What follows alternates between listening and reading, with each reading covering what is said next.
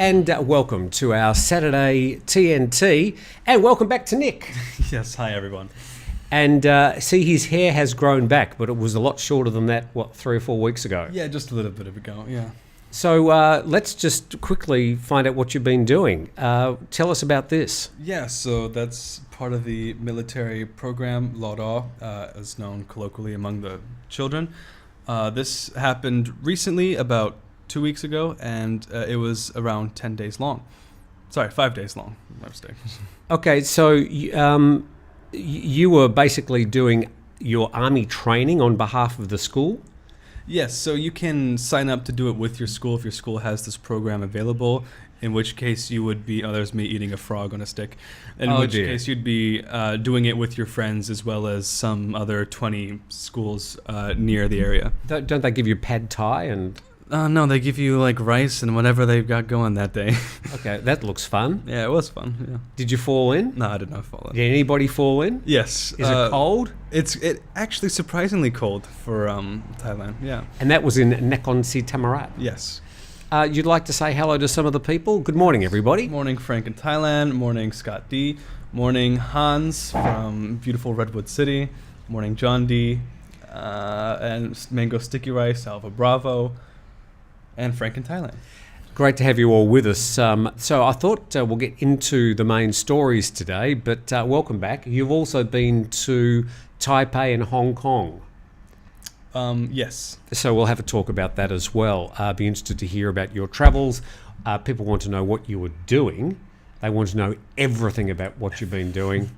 And also how your experience was coming back into Thailand, airports and stuff. Mm-hmm. So this is TNT on a Saturday, Nick back for the day. Tomorrow is the first of a new series of programs that are going to be coming out on Sundays called Grumpy Old Men. And people do these days consider me as a grumpy old man. So that's that.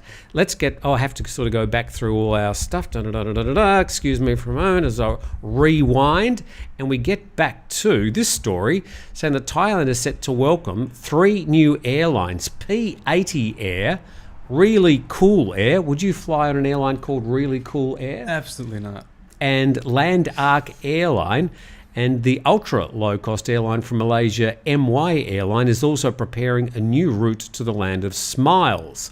So they're applying for their operational licenses, and I would have thought we've got enough airlines in Thailand, but no.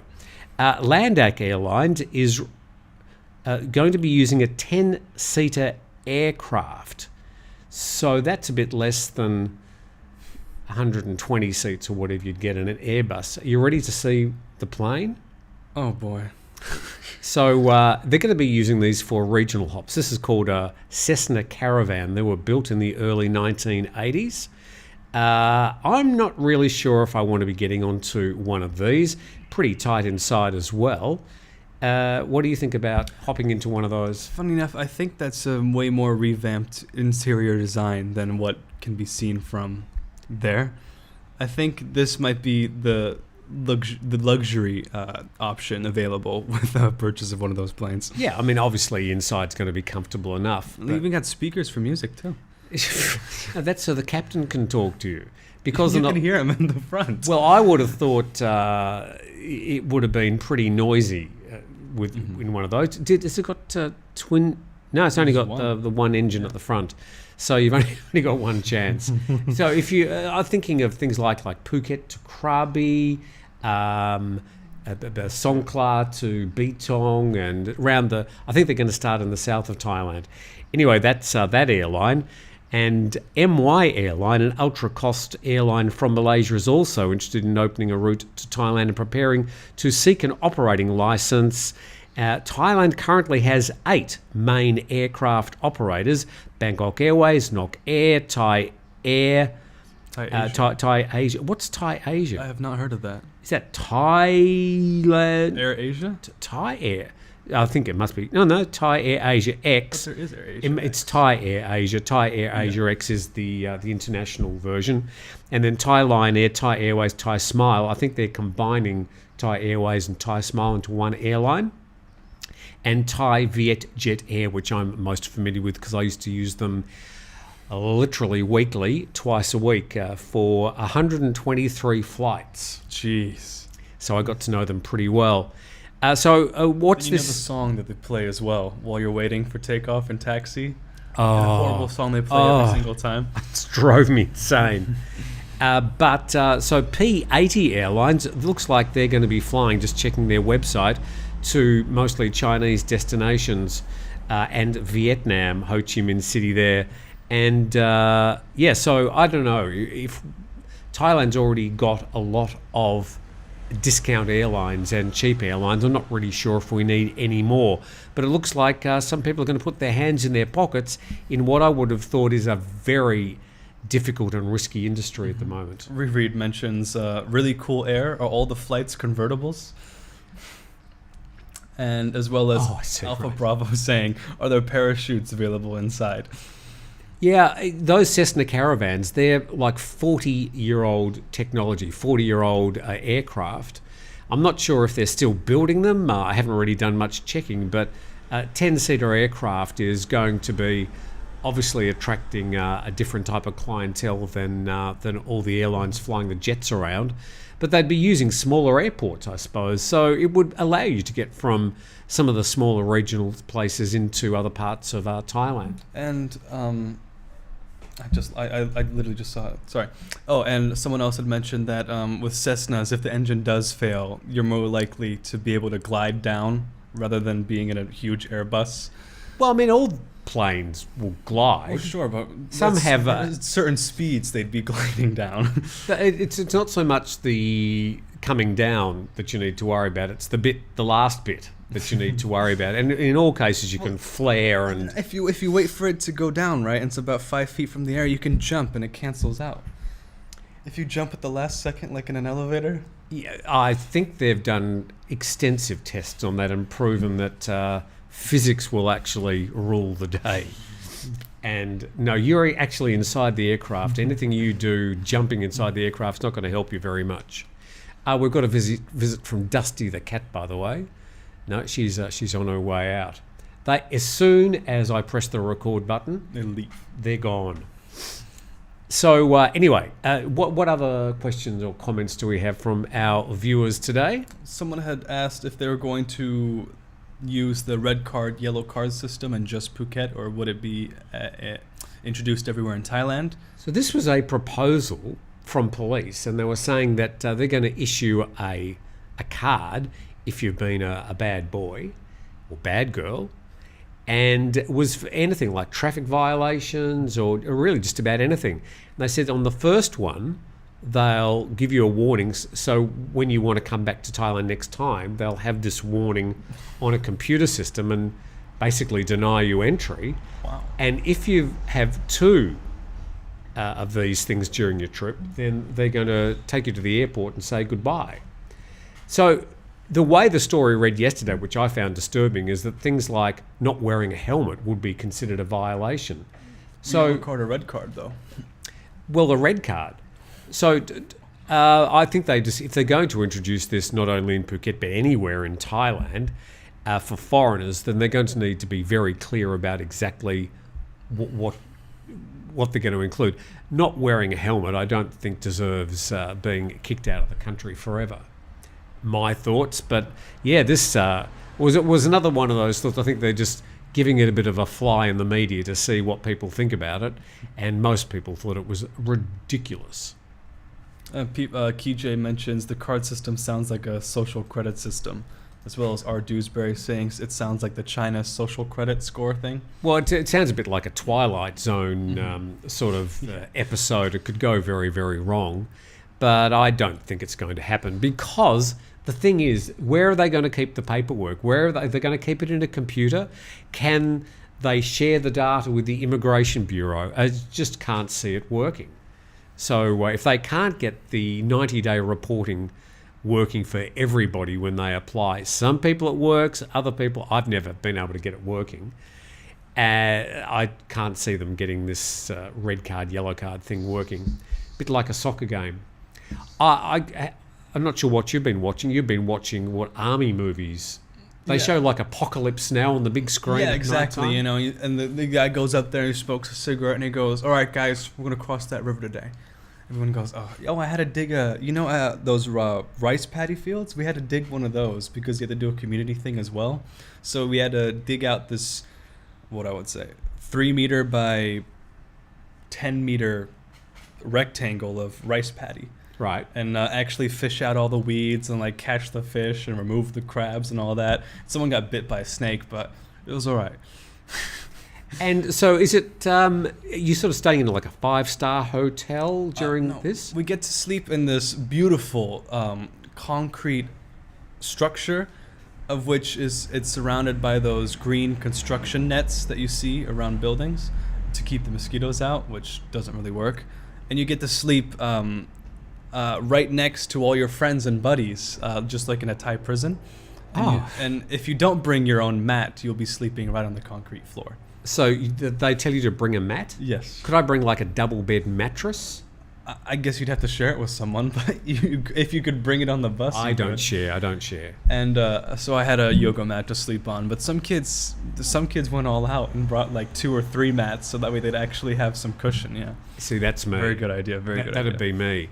And a couple of pillows. Yeah, exactly. Portable air conditioner. And a little mini electric fan. A man with a big fan waving.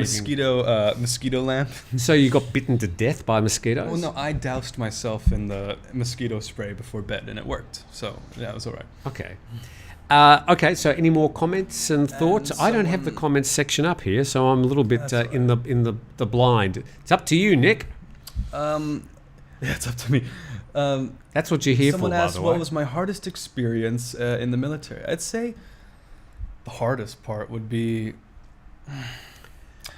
I think it's when you're marching and you hold your gun. You're issued a decommissioned. Well, I gotta be careful here. I can't say gun too much, can I? I know. You can mention the model name, I imagine. Okay.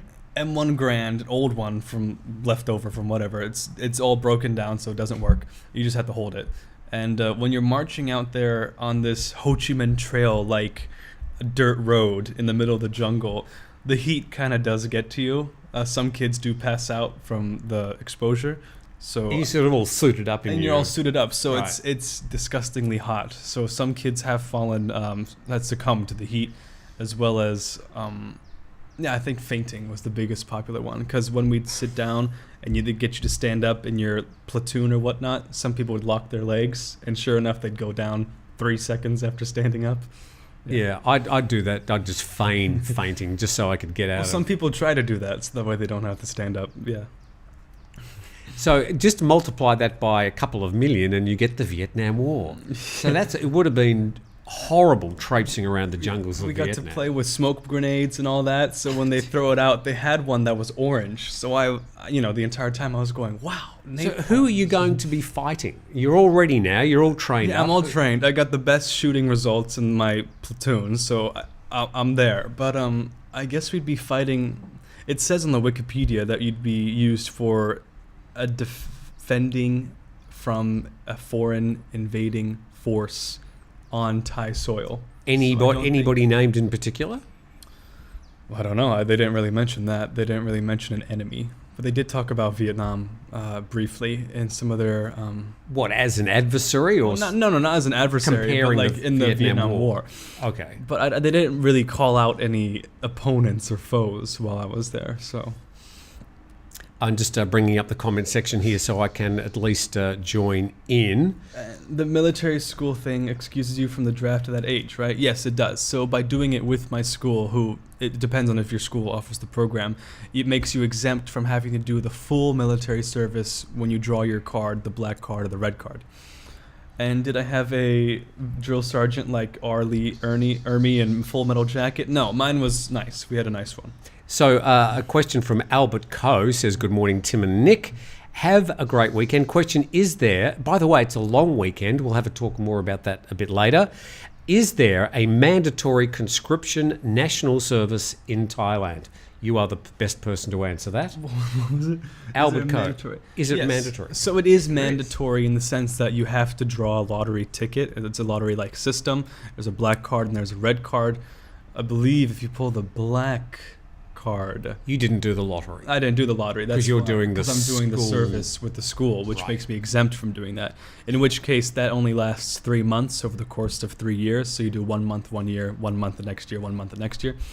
But if I draw a card, it's 2 years in full. And because you're half Thai, are you given any special exemption? Oh, absolutely not. And the whole thing's in Thai. It's not in. Yeah. They're not sort of saying, "Oh, he can't speak Thai." Well, you'll find the one commander, I'll say, because I don't really know the term because they were speaking Thai, and they'd know some English, and some of them had remembered me from my service that I did in Phuket, so it was all right. They wouldn't necessarily treat me special, but they just go, "Oh, farang."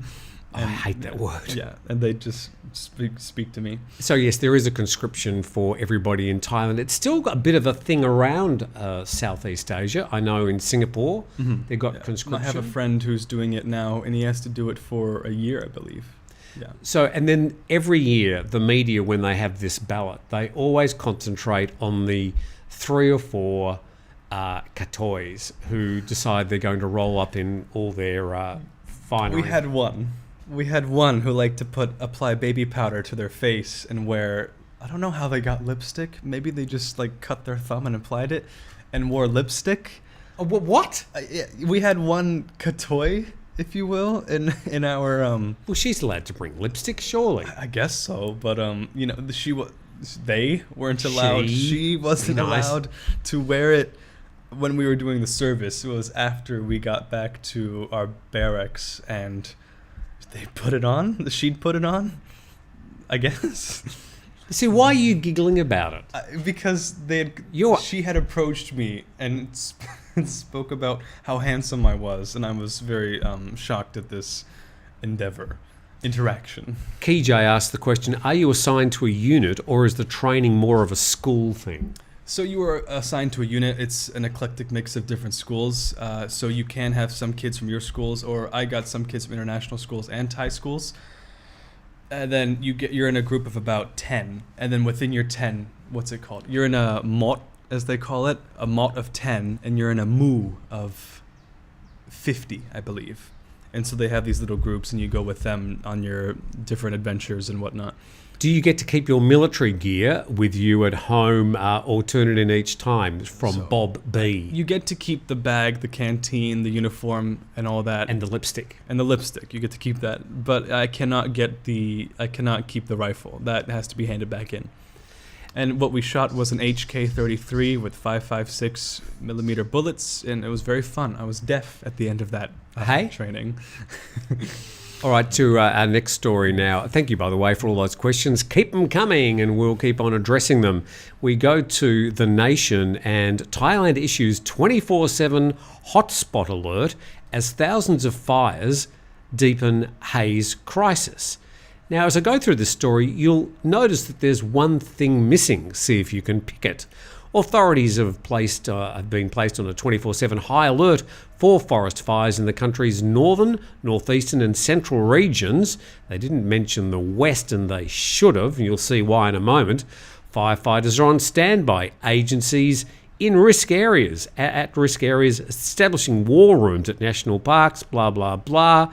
The urgent order came after 3,768 fire spots were detected across Thailand. And down the bottom there, it says that 1,937 were in protected forests, 1,043 in national forests, 280 in agricultural areas, which suggests to me that some of these protected and national forests are being used for agricultural purposes. Yeah, were these self-reported 280 agricultural burns? But I think you get the gist of what we're trying to say here. The fires are feeding haze that sent levels of dangerous PM 2.5 pollution soaring above the safe threshold of 50 micrograms per cubic metre, which I believed was changed to 37, although nobody seems to be using that new ceiling in the highest threshold. So, yeah, I noticed that there is nothing in this reporting about the fact that it's happening at this time of the year, and we all know why it's happening at this time of the year. Let's go to the map. I've had a bit of fun drawing this. The yellow line, of course, denotes Thailand. And then you've got M for Malaysia, L for Laos, C for... Cambodia. Yes, T for Thailand, and even a nice little white dot down there for Bangkok. And you can see that Thailand has definitely cut down on the number of fires. When you compare to look at the north of Cambodia, as well as all that whole border region of Laos. Yeah, the whole border region of Laos, and then even Myanmar right on the border with northern Thailand there. And you can see precisely what the problem is. And also in the west of Thailand, this is what you'd sort of describe as Kanchanaburi, plenty of fires there. Now, this is a fire map. It's put together. It's from NASA satellites, and this is live. Well, not live. It was about an hour ago when I'd screenshot it. But you can actually see these fires live and what's burning and what's causing problems. So the story didn't seem to mention anything about the fact that this is burning off. The burning season, it's causing all the smog. So somehow the Thai government just want to not acknowledge that this is a big problem and it's sort of almost pretend it's not happening. Our firefighters are on alert, like these are just sort of spontaneous combustion or something. So I don't know why the Thai government is taking such a sort of a sabai, relaxed, nothing happening here, just a cough, put up with it, and it'll all be over in 3 or 4 months. KJ asks, what do you guys think are the systemic issues that lead to and or encourage the indiscriminate burning?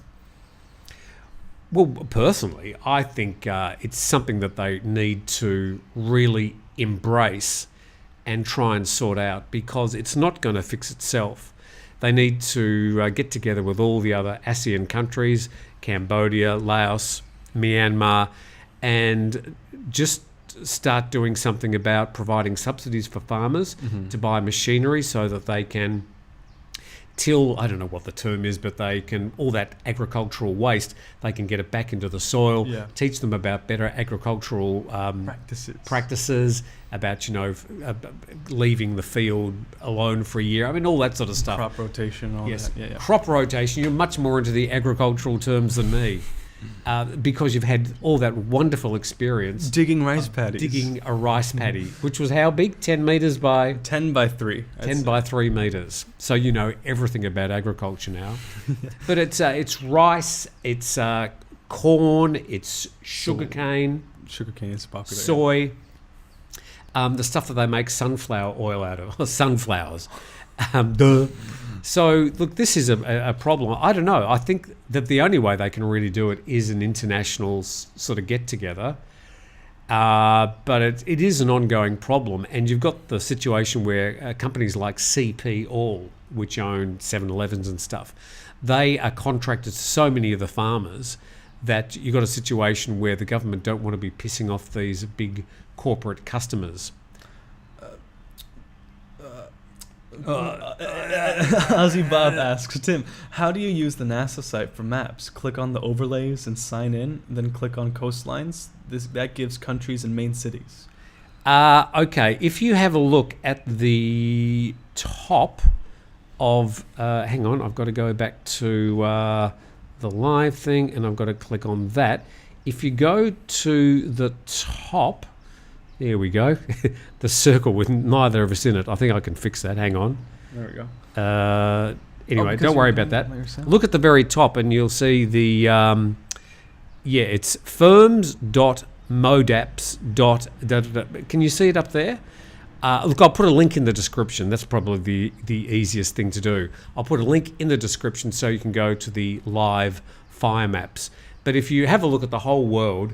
This Southeast Asia is this hotspot, and this is like sort of illegal fire central for the whole world. And I think it's a national shame, but obviously the government doesn't think so because too many people are making far too much money. We're also outperforming all of our neighbors in terms of thwarting the fires. If you look at how popular it is in Cambodia, Laos, and Myanmar, I mean, we're still okay. So certainly I think the Thai government has been able to reduce the number of illegal fires within its own borders. But the problem is what's happening around the borders, and that's where something much more complicated. ASEAN has to step in. Well, yeah, Not just ASEAN, Thailand, they've tried, but the ASEAN, I don't know, I think it's probably going to take something a little bit more aggressive than ASEAN, but I don't know what that's going to be. All I can do is just bring attention to the matter. We noted that up in Chiang Mai and Chiang Rai during the week, the level was considered very unhealthy. It was into the sort of the dark red and the purple zone, which is really nasty. And that would be causing a lot of problems for people's respiratory systems. Of course. And you can wear a face mask as much as you like, but that stuff is going to make its way into your lungs if you're outside. Hong Kong trail running experiences makes an interesting comment, saying the big issue is that many of the farmers involved in northern Thailand aren't eligible for government assistance as they are not Thai citizens, which is an interesting point being made, because I would think that, especially people from Laos and Burma would be migrating to make more money, at least in Thailand, doing the same exact job they'd be doing back home. Good point. John Swift says it costs 600 baht per rai to turn over the soil and bury the straw in a rice field. Everyone does this in my area up in Buriram. So look, there are other things people can do besides burning off the husks and burning off the agricultural waste. I mean, different crops, they use fire in different ways. Some after the crop's been picked or harvested. Others use it to take the leaves off the sugarcane or something. But there has to be a better way. Richard Masters says, instant solution to the fires, send in firebombing aircraft with fire retardant. Works well in Australia in bushfires. Thanks, Rachel. The thing is that these are actual farmers and they are using it as part of their agricultural practices. So these are just not rampant fires. There would be some, but when you sort of consider Thailand, one thing you don't think about is, annual bushfires like you do in Australia. John Priest asks, what happens if the farmers don't burn off the crops? Is it really necessary? And will there be a food shortage if they don't? Well, look, again, they're going to have to change their practices. I mean, the getting rid of the agricultural waste is something that needs to be done, but there is machinery that can do it, but the farmers are taking the cheap option. Of course. So governments need to, and maybe NGOs need to be able to raise money to buy the sort of machinery. Maybe we can raise money on TNT. We raised 169,000 baht for these babies. Nice. And so these are making their way to the different owners. I'm taking these four that we have down to Seeds of Change straight after this program today, and somebody's coming down to Seeds of Change to pick up their toy elephant. So yeah, we ended up raising 169,000 baht. Hopefully, if you're one of those people that in the last couple of days you would have been contacted by Sam from Seeds of Change. So thanks everybody who got involved with that. Thanks for your generosity, and every single baht is going to Seeds of Change. Beautiful. Okay, more comments. Remember, burn off all weeds killed and other pests. Need a centralised business to collect the rice trash and press it into particle panels for construction. And there are millions of ideas. There's so many things that could be done, but you're just going to need to put heads together into one room and start to nut it out. And then you're going to need the various governments to put it all into practice. Myanmar's a basket case. It's not going to happen there. I mean, you look up in that area here in... You're already starting to sound like a Thai already. The Burma slander. Well, it's not so much that. I mean, if you just... That area of Myanmar, just north of the border of northern Thailand, and I've been up there across the border, so much of that is under the control of the drug lords. Yes. And it's they've got all the meth factories up there. That's where a lot of the military, not students, what I'm going to say, the ones who offer to go further into military service, they usually do get deployed there because they're doing domestic defense there, and they'll stop drug traffickers and whatnot. Yeah, look, I mean, obviously that's a big problem, but for a government to be able to tell those drug traffickers and the illegal people growing crops and using the land up there, don't do it, it's just not going to work. So I think it's a much bigger problem, and it's going to take more than just recycling to fix that one. That's our thoughts. Albert asks, is there any if I could speak, that'd be great. Agricultural/plantations activity in Phuket, and what are they? Lots of coconut trees here and banana farms. And rubber plantations. Yes. Lots of rubber plantations. Most of the banana plantations, I think, have been planted to get around the land tax issue. I don't think they've actually been planted for their bananas, because there's plenty of banana plantations around Thailand. But most of them, there's a land tax. The tax is higher if the land is vacant. Mm-hmm. So everybody now is just planting banana trees, they grow like weeds, to get around and get the lower tax rate. So that's why we're seeing you're never going to eat a banana off any of those trees, though. Nick, did they do a drug test on you? A question from Alpha Bravo. They gave us cups that we had to carry around in our pockets for us to pee in. But they said it was to make sure that we were getting hydrated, and so no one would die, I guess. But some certain troublemakers amongst us were selected to do some testing. Were you one of the troublemakers, Nick? Why do you look at me?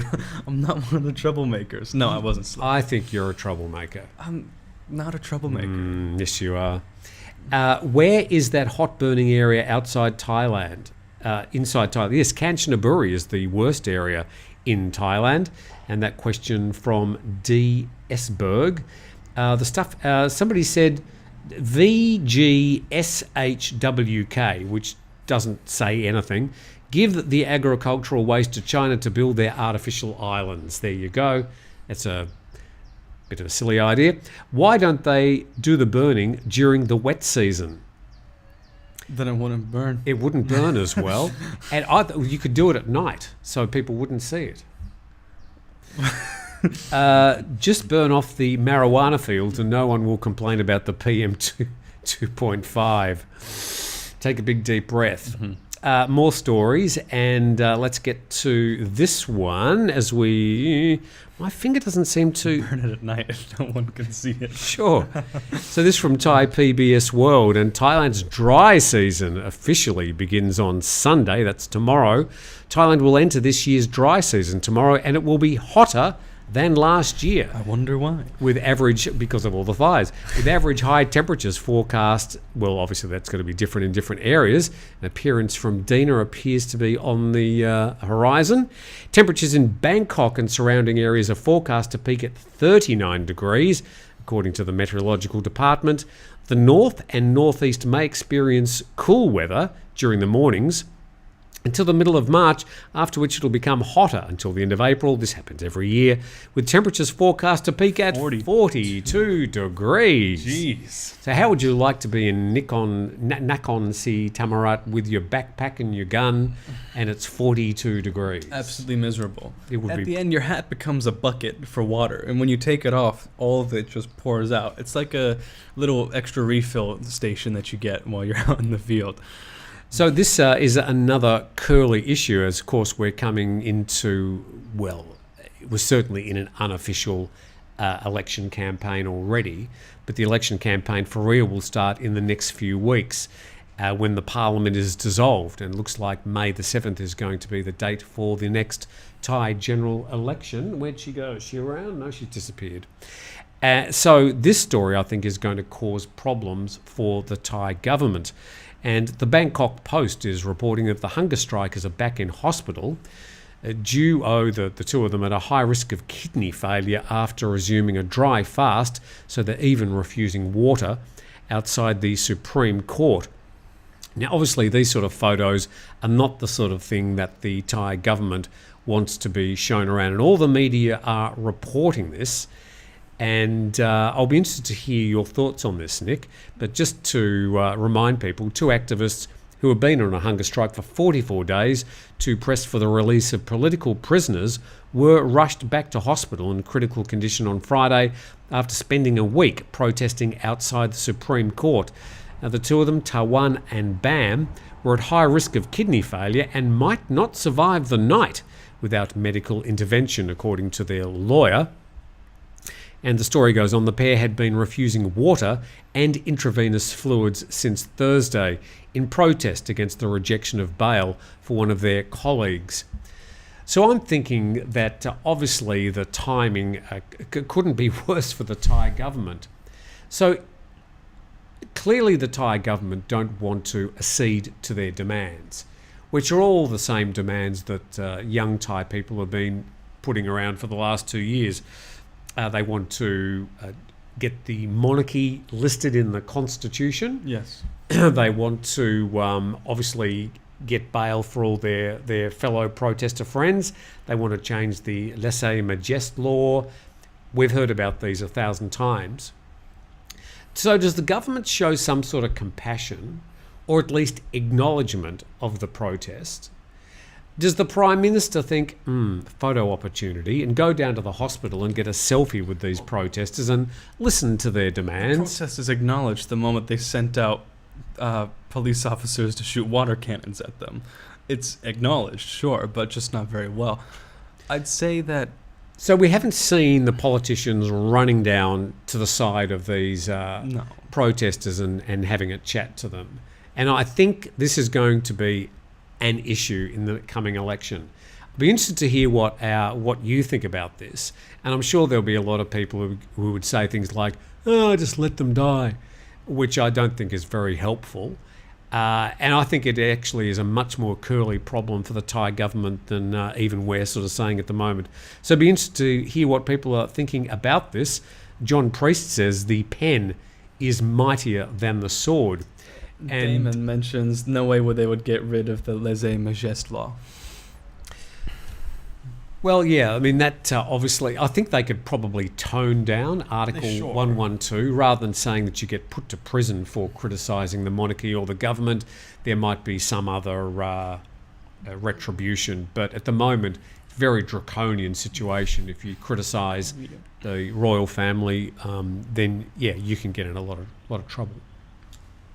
Damon also mentions they should at least grant bail, and they won't have to drop charges.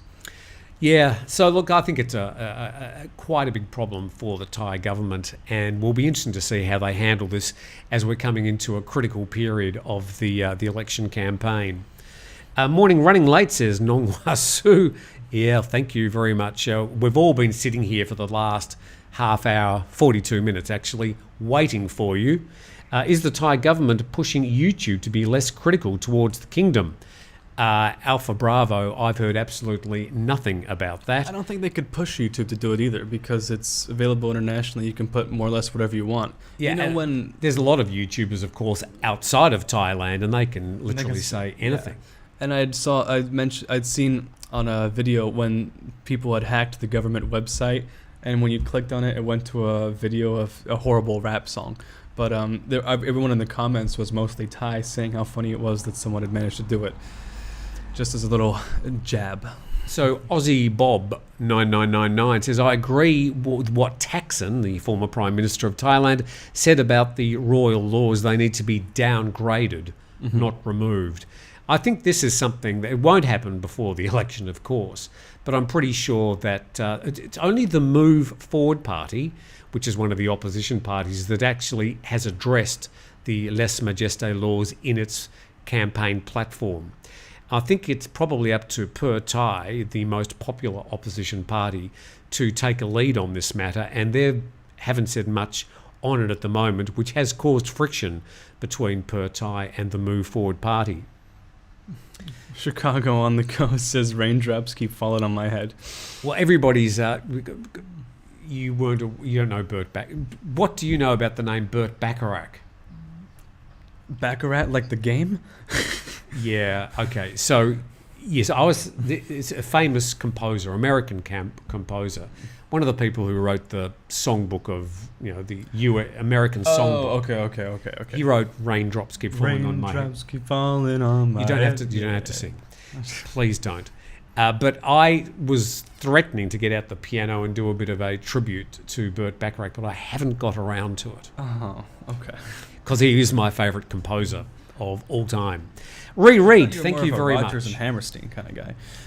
Oh, Rodgers and Hammerstein, they were part of the American songbook of the 20th century as well.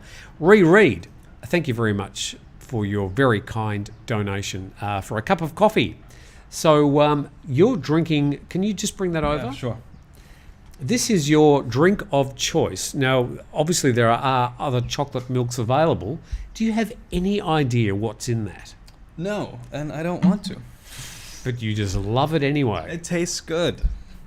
Thank you, Reed. Much appreciated. And it'll be put to good use as I buy a coffee or as I head down to take our toy elephants made out of my old shirts.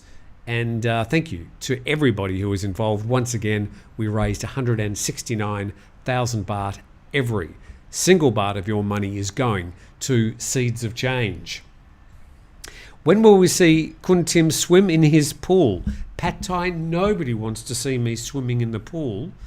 Greenpeace will turn up and try and roll me back into the water. So thank you very much. Condos give you a lifetime of condo management fees. Obviously, there's some sort of conversation. They're arguing about how it's racist or inherently racist that foreigners can't own land in Thailand. Well, how is it racist? It's not racist, and it's actually pretty smart in the sense that if land were to be purchased by foreigners here, well then every other beach in the country would be owned by Hilton, Marriott, and Intercontinentals. This whole place would look completely different. So I think by having it making it a requirement for a Thai to have 51% ownership of the land, I think that's how it goes. Yeah, I don't think, if you're talking racism, I think that we should be using a different, you could say it's perhaps xenophobic, or I think there's other words, but it's certainly not racist. If I go to America as an Australian citizen, I'm not sure if you'll be able to answer this question. Can I buy land there as an Australian citizen? I don't think I can.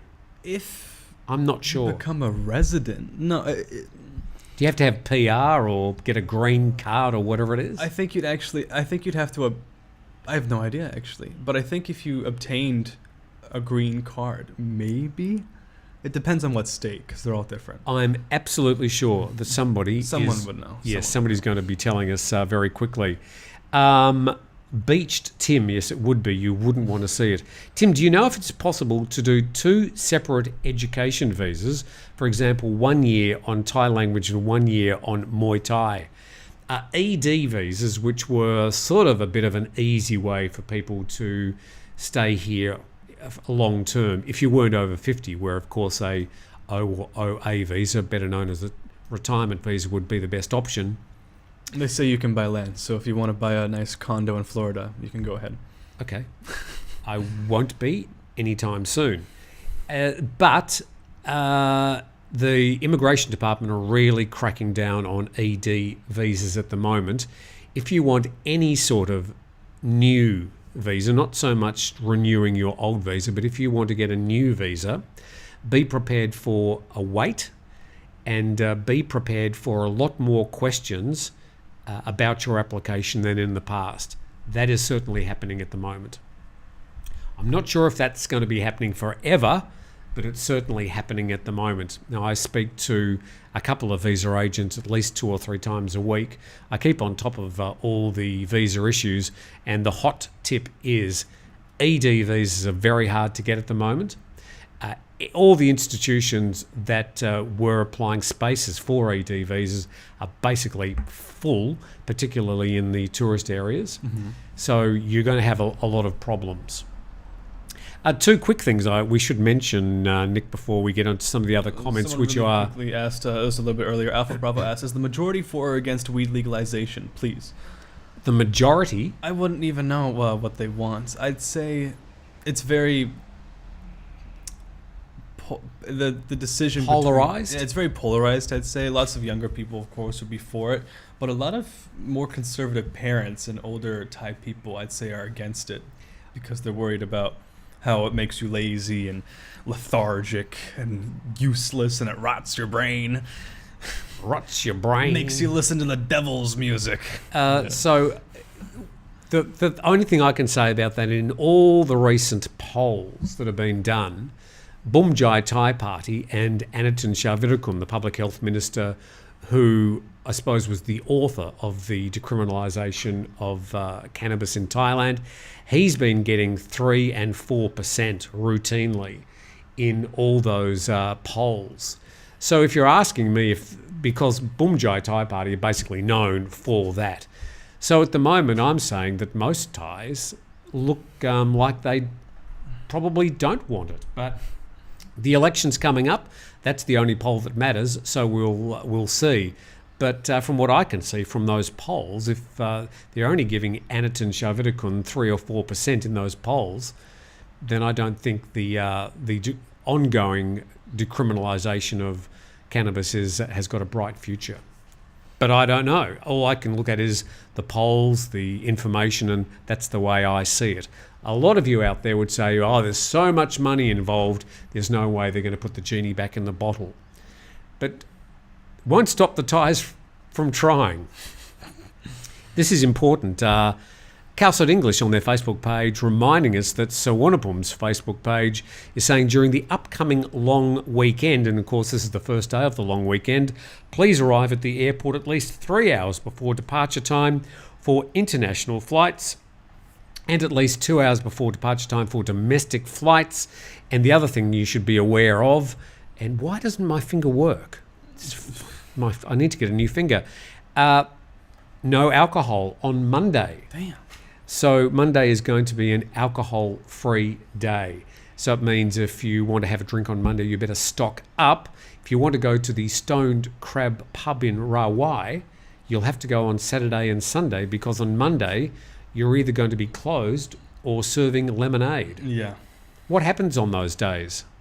Then we just operate without alcohol. So it's the same. We still have food. We actually have a new chef, and we have a new kitchen as well. So we have beautiful foreign food for those interested. Again, it's in Rawai, Naiharn area on Soi Sayuan. And yes, I just operate without serving alcohol or liquor. I'd almost call that area Naiharn.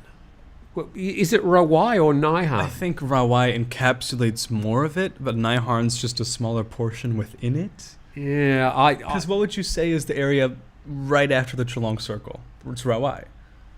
Well, yes, but I sort of see Rawai as more as that sort of beachfront coastline area. Beachfront, okay. I see. And the area directly behind that. But that area on Sayuan, heading down to Naiharn Beach, I would call it's Naiharn. I'd say it's like the border between Rawai and Naiharn. So I think you've misled people.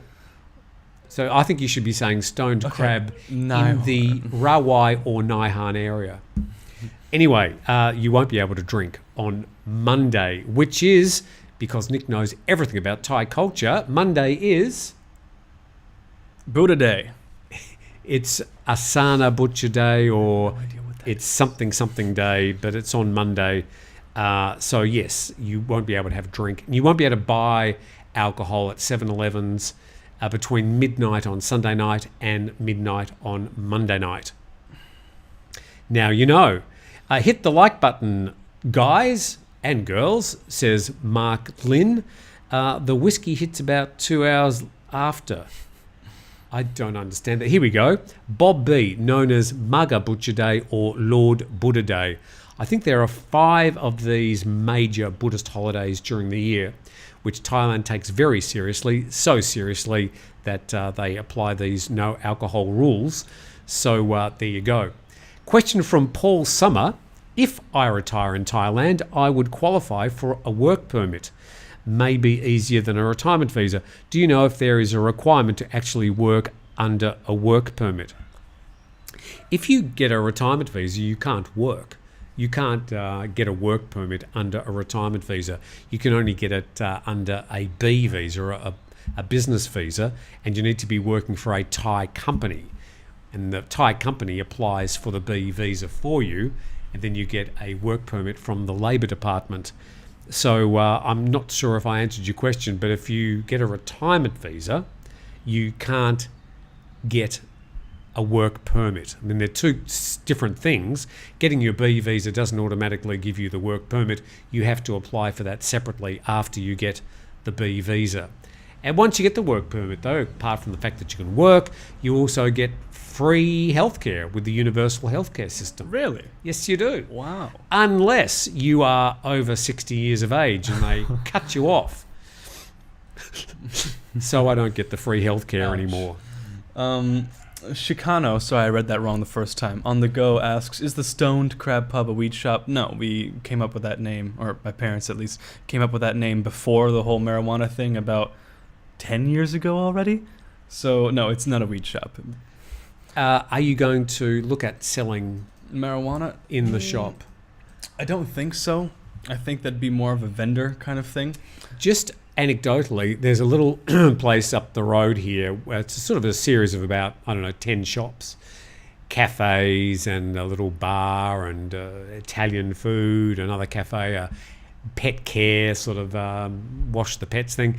And one of the Thai cafes converted to a cannabis shop, and no one goes there anymore.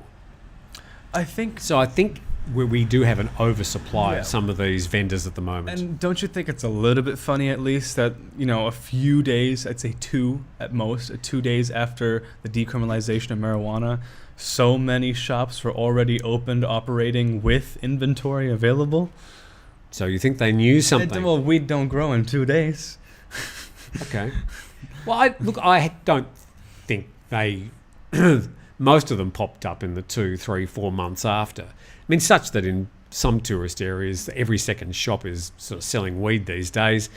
I'm not sure if that's a good thing or not, but not all of them are going to survive. And that's the thing with any retail, oversupply of anything. Oh, an appearance by Madam Dina.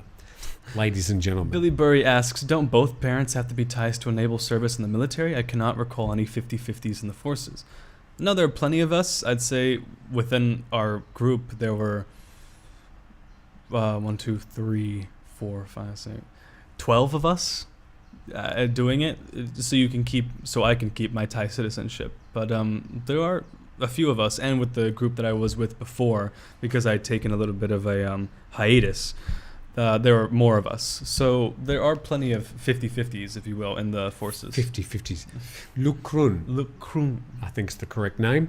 A good question from Stephen Jonas. Can I open a Thai company and employ myself? Yes. So look, just in the very, very, very broadest terms, you can open a Thai company. 51% of the shares will be owned by Thais. Might be employees, it could be other people. Basically, it's a shelf company. It will probably cost you anywhere between 40 to 60,000 baht to set up that company. Some lawyers will charge less, some more. But say 30, 40, 50, 60,000, you'll be able to set up a Thai company, properly legitimate registered Thai company, and then that company can then issue a B visa to you, and then it's going to cost around about minimum operating costs just for the legals, around about 8 to 10,000 baht per month, and that's to pay for the social security for the other Thai nominees, which is compulsory. So your minimum costs to set up a Thai company are some 30, 40,000 to set up the company. That's minimum, and then you're going to have to pay for the visa. And that's probably going to cost you another 20, 30,000 unless you've got an accountant that knows what they're doing, and they'll probably do it for free. Well, you're paying them anyway. And then I think you pay 1,900 baht for the B visa. You do have to leave the country to get that B visa. And then the operating costs minimum for the company will be having to pay social security for the Thai nominees. And then, of course, you have to then do an audit and prepare a tax return each year as well. So don't just do it if you're going to think that's a way of getting free entry into Thailand, there is a lot of sort of hairs on that one, and a lot of obligations and responsibilities once you do open a Thai company. Hopefully that's just the quick, short, potted version of that particular situation. Paul asks, what visa do you have and when do you have to renew it? Sorry, what? I missed that. Paul asked, what visa do you have and what do you have to do to renew it? Oh, I am on a B visa, so a Thai company has sponsored my visa. This might give you a bit of a clue. And then it's renewed every year, as is your work permit. And it comes up on your phone. It's a digital visa and a digital work permit. So when you go into the bank or something to get a loan, they say, show us your blue book, which used to be your work permit. You say, well, we don't have those anymore. It's all digital. Oh, my day. So they don't like the digital ones. Hi, Tim and Nick. Sorry, I was having a workout. Why? You should be here. Just wanted to comment on the caravans. This is the Cessna caravans. We talked about one of the airlines flying. Back in the day, probably 15 years ago, took a Nok Air caravan from Bangkok to Hua Hin on a Cessna caravan. See, that's the sort of route from places like Bangkok airports to Hua Hin, or even Bangkok to Pattaya, or Bangkok to Pai. Well, I'd just say Pai. I liked Pai. It was a really cool little teeny tiny village. You've probably been away when they've shown recently people floating down the Pai River on. Oh, yeah, and there's hundreds of them, right? Hundreds of people. Of them. Yeah. Doesn't look particularly enjoyable. By yourself, it might be a nice experience, but with 100 other smelly people, no, probably not. You're so agoraphobic. Yeah, that's true. I don't really like people generally. So that's why I do this. I don't have to sort of, touch them. Tim can be his own boss running a Thai consultancy. Well, look, sometime this year, the way that TNT is going, clearly I'm going to probably have to register my own company to sort of take the next step. Because thanks to you, sort of business is growing. Would you then be paying my social security? Bobby asks... You're not on the sort of... You're paid as a freelancer. Sure, okay. Or a freeloader. Bobby asks, Nick, did y'all have physical training and or physical fitness tests during your training? What does it consist of? So before you... Can you breathe? Yep, you're in. Let me speak. Before you go into the military training, you have to be able to do a certain amount of push-ups, sit-ups, and pull-ups, as well as meet the height requirement as well, because if you're too short, you cannot be enlisted. I can't remember the figures of how many you had to do, but it was very easy. How tall do you have to be?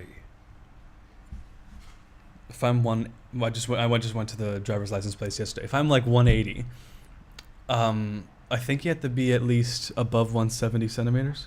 170. Mm-hmm. Okay, there'd probably be plenty of Thais that are less than 170. And the why requirements can't are short people fight in a war? Because they can't see over the trees. Good question. I don't know. They use short people in Vietnam. They go in the tunnels. So I don't know. I couldn't tell. I would have thought it'd be an advantage being shorter, more nimble. Sure. I guess it depends. But there are plenty of shorter people in our platoon, if you will. I don't really know if that's really enforced, because there were some really short people as well. Or maybe if it's just a raw thing. I'm not sure. Tim can be that copyright has no meaning in Asia. I think you animated wildlife. I'm not really sure what that is in reference to, but thank you for the comment. With the operating expenses, the cost of setting up a company for a work visa seems almost similar to a Thailand elite visa. The difference between a Thailand elite, well, there's hundreds of differences. With the Thai elite visa, you can't work. That's the big issue about, yes, you can stay here, and it'll cost around about 10,000 baht per month to maintain your visa. But of course, the biggest problem with the Thai elite visas is you have to pay them up front. So minimum one is about 600,000 baht for a 5-year stay. Oh, okay. And if you amortize that over the 5 years, it's 10,000 baht a month. But you do have to pay the 600,000 baht up front, and there's no work permit. So if you do want to work in Thailand, and there are some occupations you can't work as, I'm not sure how YouTuber falls under that. I'm not sure if the Thai government have caught up with the fact that YouTube is a thing yet. But yes, there are some occupations you can't officially work at. A journalist, by the way, is one of them. But there seem to be plenty of English-speaking journalists running around. They're probably on their work permit it would say something like management consultant or medical Financial evacuation advisor. officer or something like that. Bill Ellis mentions all the height requirements and no requirement to speak Thai. Well, foreigners are allowed to do it as well. So if you are a young foreigner and have somehow achieved or gotten a Thai foreign ID, you can do Rodol. We've had a kid from Germany do it with us before. Pat Thai says air hostesses, I think we've got to call them flight attendants these days, must be high enough to close the overhead lockers. Well, yes, that would be obviously a minimum requirement. You don't want to be carrying a little set of steps around with you so you can say, excuse me. So, yes. Yeah. And Tom, I just moved. Scott D mentions they were called tunnel rats, the most dangerous assignment, other than being a helicopter machine gun doorman in the Vietnam War. But yeah, you wake up in the middle of the night and sure enough, there's this giant millipede or whatever in the room and everyone's freaking out. It was they can give you a nasty bite. Yeah. The entire time I was just playing like "Gimme Shelter" and a whole bunch of good Vietnam songs in my head while I was there. We even had helicopters flying above us as well at one point when we were in the jungle, and the smoke grenades were going off because we were practicing them. And I swear it was just like the movies. It was, I don't know, I was just fantasizing, whatever. You were getting all excited. I was getting all excited. Wow. And Creedence Clearwater Revival starts playing. Great. He's 18. When's your birthday, by the way? December. My God. You act like somebody about 50. They need short people for that ball turret in World War II bombers. Bill Ellis, and yet no requirement to speak Thai. I think if you're talking about starting a business, you can register a business in Thailand without having to speak Thai. Mm-hmm. A lot of people also register businesses so they can buy property. It's one of the popular workarounds. Again, you've got those monthly costs that you're going to need to meet. So if you're going to be using a company to buy property, be aware that there are ongoing costs from your side for getting any costs of maintaining the property, but you've got to maintain that company as well, and you've got to do an annual tax return, and you've got to pay the security, I think they call it the health insurance and stuff for those Thai nominees. So if you want to use a Thai company to buy property, also be aware that you don't own any more than 49% of the shares of that company. So you don't quite own the property, even though that is a popular workaround. Just rent for heaven's sake. HAF, oh no, it moved again, sorry.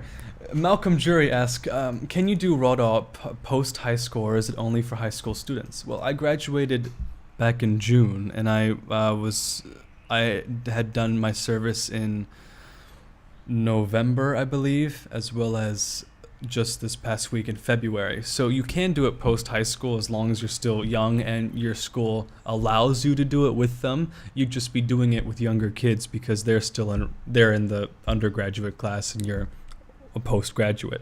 So you can still do it after high school, but I'd say you'd have to get it within a certain time frame, so that way you're not doing it with It'd be much more fun doing it with younger kids. You could lord over them and get them to bring food to you. Yeah. Well, you can do that with the lower ranking members as well. So the kids that are Pi Song or Pi Nung, because there's 3 years you have to do this, Pi Nung, Pi Song, Pi San. You can tell them what to do more or less, and they have to do it because you are technically a higher ranking military member than they are. So use Thai culture when it's when it's on your side. Any fears of predator in the jungle, like tigers? No, predator. Cobras? Predator. Oh, they're talking about the movie. No, there was no get to the chopper scene. There were no predators there. I'd say the biggest thing we had to do was catch catfish. The last day you have to cook your own meal because they will not provide you with food. So it is up to you to make that meal. So that's how you saw in the picture earlier. I was holding a barbecued frog, and we had caught catfish as well. Did you eat the barbecued frog? Yes, I ate the barbecued frog. What did it taste like? Chicken. Yeah, great. Okay, a rubbery chicken. Tell me there's a 7-Eleven about 100 metres down the street. Absolutely not. I was in the middle of Nowheresville. Ian McNamee says, spoiler alert, I'd rather be in Australia. Well, there you go. I'm not sure why you watch this channel, because obviously we're talking about living in Thailand. But Ian, thank you for your point of view. 2 more. One from you, one from me, then it's time to go. Sure. Scott D mentions he visited the Cu Chi tunnels in Vietnam back in 95 and 2002. I visited them as well, and it was very fun seeing all the nasty traps and mechanisms and the tunnels of which people lived in and used. It was very interesting. And wow, that 60 minutes went fast, says Aussie Bob 9999. And what are the options for Lukrun who live overseas? Well, I'd say that's sort of a complicated question. Living overseas would... Oh, you mean for military service? I don't know. That's just the question. What are the options? If it's in terms of military service, then you either have to forfeit the citizenship, or if you mention that you have served with another foreign military, let's say you do ROTC in the States or whatever, then I think Thailand would refuse forfeit your citizenship. I don't know the specifics of it, but a friend of mine from Germany had mentioned that he had done Thai military service and lost his German citizenship because of that. So I'm not sure exactly what different countries apply for that, or you can do it after you graduate high school in your overseas country, and then do it after you graduate and do the full 2 years military service. So America doesn't have a conscription.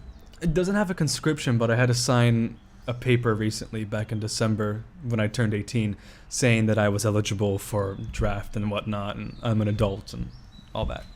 But they don't draft people in the US anymore. They don't do that. So unless, of course, Ukraine gets out of hand or something. But just don't mention the war. My bad. Unless, of course, something gets out of hand. Okay. So, thank you very much to Steve Domoni. Steve, thank you very, very much. Greatly appreciated. It's a very, very kind gesture. As we come to the end of today's Saturday program, so for the next foreseeable future, the Saturday is the only day during the week where we're going to be doing a live program. We will spend an hour with you, and we'll do everything we can to get through as many comments as we can. Sundays, we've got to have this new program. It's going to be called Grumpy Old Men. You're not particularly grumpy, and you're certainly not old. I certainly feel old. So, 18. That's obviously going to be a slightly different format. And then Monday to Friday, just me doing the news for 15 minutes, as we've been doing the last few weeks. Nick, thank you very much. Thank you for having me. Thank you for your service. I think I meant to say. Can I apply for a veterans discount now because I've technically done it? You've got a long way to go till you get to that. Hopefully we've covered a few issues and given you an opportunity to participate. I mean, these hours on Saturday mornings are your program, and your involvement is what makes it what it is. And of course, there's so many people that Grumpy Old Men on Bangla Road, wouldn't that be an interesting show? That'd be an interesting episode. So Grumpy Old Men, in brackets, in Thailand, starts tomorrow, and trying to get 3 adult males into the same place at the same time has been so difficult. And so even tomorrow with the first episode, one of the 3 of us couldn't get there. So it's all been a bit crazy. Thanks very much. Thank you to those very kind people who have been generous in their support of the program. And we'll see you next week. Will we? Or you're off doing something else? What's next week? What day is that? Oh, dear. I have to check. Maybe. It's the 4th. Next week will be the 13th. The 11th. I'll be... The 11th of March. I think so. The Ides of March are on the 15th. Harry Styles performs in Bangkok on the 11th of March. And he's going to be on the program with us. Oh, yeah. Okay, we're having Harry Styles on the program. Harry Styles is going to come and be on the program. Harry Styles, isn't he one of the... He's the guy from One Direction. One Direction. Yeah. He was in a movie I saw last year. I thought Dunkirk? Yeah, very good actor. Yeah. Anyway, Harry Styles, I haven't seen his solo work. Is it any good? I guess it's all right because he makes tours all over the world, so I guess it has to be of some value. Okay. And I saw the other day, this will be very disappointing for some of our viewers, Justin Bieber isn't coming to Bangkok. I know that you can be very... I should have warned you that I was going to be saying that. I'm sorry, Nick. But Justin won't be coming to Bangkok. Pad Thai says, who is Harry Styles? Pad Thai also says... Burt Bacharach is much better. And with that, thank you. Regards to your father. Remind your father to make sure he's got enough lemonade on Monday. Yeah, sure. No alcohol day on Monday, and get to the airport early if you're travelling over the next 3 days. See you later.